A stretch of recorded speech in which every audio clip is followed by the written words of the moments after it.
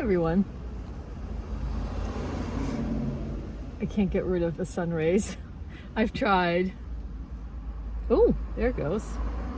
I don't know. Anyway, hi. I'm at the library.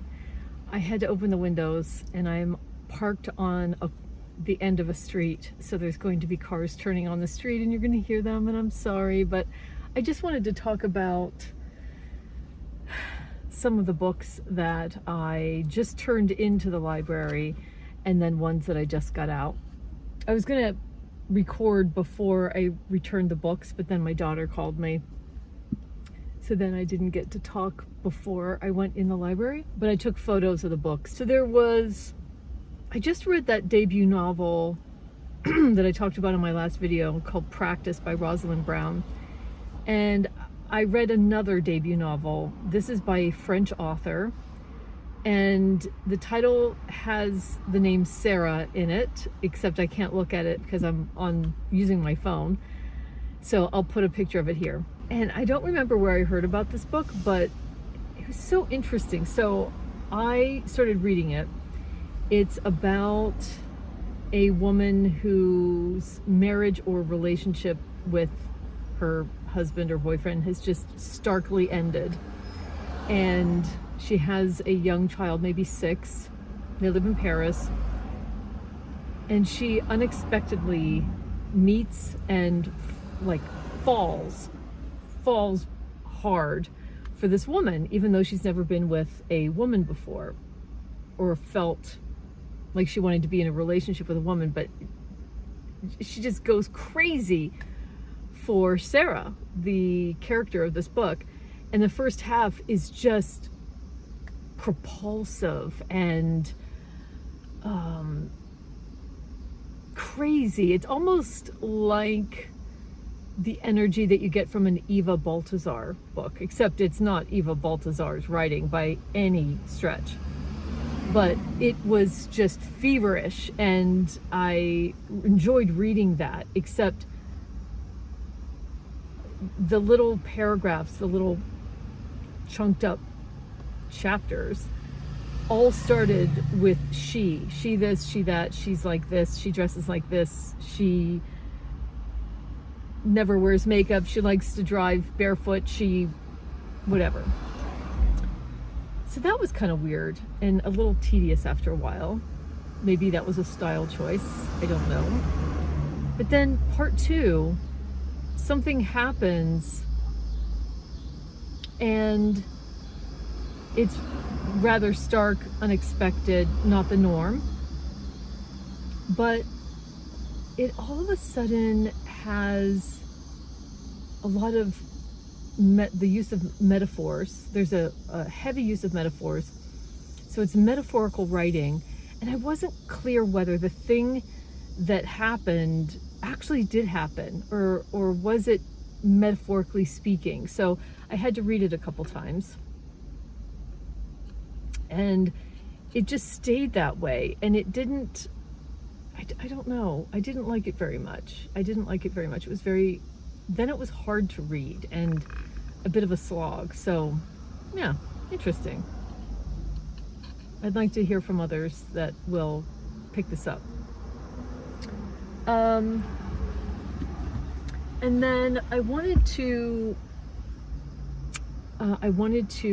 talk about this book that I still have out from the library. I didn't return it because I wanted to talk about it, and it's called The Long Run it's called A Creative Inquiry by Stacey Durasmo. It's put out by Grey Wolf Press. How do we keep doing this, making art? This Durasmo it's cut off by the barcode, but it says, I think that she's probably been making art for 20 years and has published 3 novels. Durasmo began to interview older artists she admired to find out how they'd done it. She talked to Valda Setterfield about her 60-year career that took her from the Merce Cunningham Dance Company to a theatrical collaboration with her husband to roles in films. She talked to Samuel Delaney about his vast oeuvre of books in many genres. She talked to Amy Silman about working between painting and other media, and between abstraction and figuration. And she talked to Daryl Morrison, composer Tanya Leon, actress Blair Brown, and so on. Instead of easy answers or a roadmap, the long run offers one practitioner's conversations, anecdotes, confidences, and observations about sustaining a creative life. I didn't read all of this. I read a few essays. I read Freedom and I'll Be Your Mirror, but it wasn't in, but that's really all I needed to read. It didn't capture enough of my attention to keep reading it, and it is due back now, but I wanted to bring it to your attention if this grabs you and you haven't heard of it yet. It does have a blurb from Justin Torres. I suspected Stacey Derasmo held secrets about how to really live, and I was right. Here she offers wisdom in the form of portraits, appreciations, each one precise, wondrous, meditative, often sexy, and exquisitely wrought. So, cool. What did I get from the library? I only had one hold, and then I got out from the library, Any Person is the Only Self by byElisa Gabbert. I read this as an ebook, but I don't think I ever talked about it because it was hard for me to like collect my thoughts in ebook form, so I just saw it in the nonfiction section, and I remember really liking it, but I just couldn't put together thoughts, and I really wanted to revisit it in physical form. So I got that. Contagiously Curious Essays on Reading, Art, and the Life of the Mind from the acclaimed essayist and poet. So more thoughts on this later. And then I got this memoir by Francine Prose called 1974, and it's about her relationship with a guy named Tony Russo during a year when our country changed forever, 1974. I guess I was 10 years old. In her 20s, Prose lived in San Francisco where she met Russo, who, along with Daniel Ellsberg, had been indicted and tried for leaking the Pentagon Papers. Sounded really cool. And I love this time period in our history. Feels weird to say about your own life that it was a time period in history, but in fact it was. I am still reading Virginia Woolf, and I'm still reading Virginia Woolf to the Lighthouse and just loving it, trying to wrap my head around it. And I just finished Don't Look at Me Like That by Diana Athill, and it might be one of the top reads for this year just because, I don't know, it connected with me in some way that has to do with the writing. I have notes about it at home, so I will be back because I want to refer to those notes and just give you some more of my thoughts on it. So I'll see you in the next clip. I know you want to go outside. We'll go outside as soon as I'm done chatting. Okay? I promise. Okay. Okay. Took, I promise. I'll take you outside for an adventure in just a second. I got home from the library and I had these on my mind. Cheese, peanut butter crackers. I never eat these now.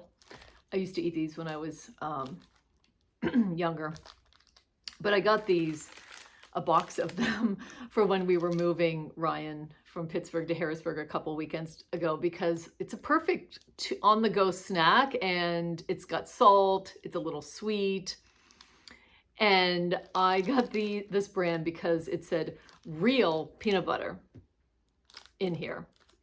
I don't know what they put in the other ones. It's kind of scary. Anyway, so that's what I had to have some of when I got home. I wanted to tell you a little bit more about the Diana Athill book, Don't look at me like that. I wrote some notes down because I knew I was returning it to the library. I first wrote, when I first started reading this book, I wrote, like taking Sally J. Gorse from Dud Avocado, backing her up in time a bit, more innocent and more observant and clear-eyed, mixed with the main character of Dodie Smith's We Have Always Lived in the Castle. A clear-eyed, sober outlook. This is the main character, Meg. Independent, opinionated, at a level that was unusual for its time. So this book was, oh my gosh, I don't know the time frame it's set in, but Meg is I gotta say it's in the 40s or 50s. It's like an innocent time, and she has grown up in a small family, and she's staying with a friend of the family. She becomes friends with, or already is friends with, a girl named Roxanne, who she's staying with. And the mother is quite a trip, very different than her own household.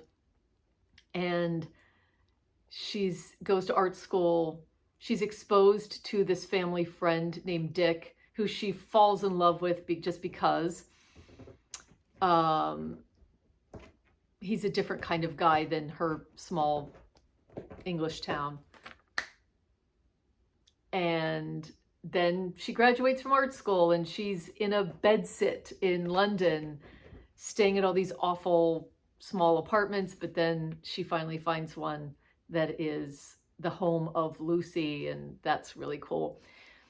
But the book is serious in some parts. I mean, life gets serious for Meg because of who she falls in love with. She's very independent-minded, doesn't have any plans to get married, doesn't have to have children, that kind of thing. Eventually, my last thought of this book, it was a very compelling read for me, very well-written narration. If the Dud Avocado and Penelope Mortimer's Daddy's Gone A-Hunting, so if Elaine Dundy's Dud Avocado and Penelope Mortimer's other book, this one, had a baby, it would be this book, because it's like the character of Sally J. Gorse, but a little more innocent, mixed with the serious storyline and the serious life things that happen in a way in a Penelope Mortimer book, with excellent top-notch writing. Somebody left a comment that Diana Athill wrote a memoir called Stet. I've seen this book. I've even had this book out from the library whenever, maybe a long time ago, I don't remember. I've got to make a toy for Suki. But I never read it, or I started to read it or something, but I'm going to be looking for it now. I should have gotten it out of the library when I was just there. So one more thing before I go. I continue to absolutely love, it is such a gift to have conversations with all of you in the comments. And I think I've been having a bit of a conversation with a parasocial friend of mine named Louise, who is also a booktuber, and I wanted to mention her channel because she's also always reading a variety of books. You just never know what she's going to be reading. She, where she lives, the landscape of outside of where the house that she lives in is amazing. So whenever you get a glimpse of that, it's so cool. She describes, so this is Louise Inger, that's with an I, Inger, but her channel is called Inger Louise. And she says here, book and film lover chatting about it on the internet. I don't typically read the popular TikTok books, so I hope to introduce you to some interesting and off the beaten path writers, books, films. If you like that kind of stuff, come join our Cozy Nook. I'm happy to have you. German South African currently living in South Africa. Please check her out. She just comes up with such unique videos. That's all I have for now. late summer catch up. Let me know what you're reading and also what you plan to read in September. I don't, well, you may know, I don't plan my read. Please let me know what you're getting up to. And thanks for joining me. I'll see you on the next one.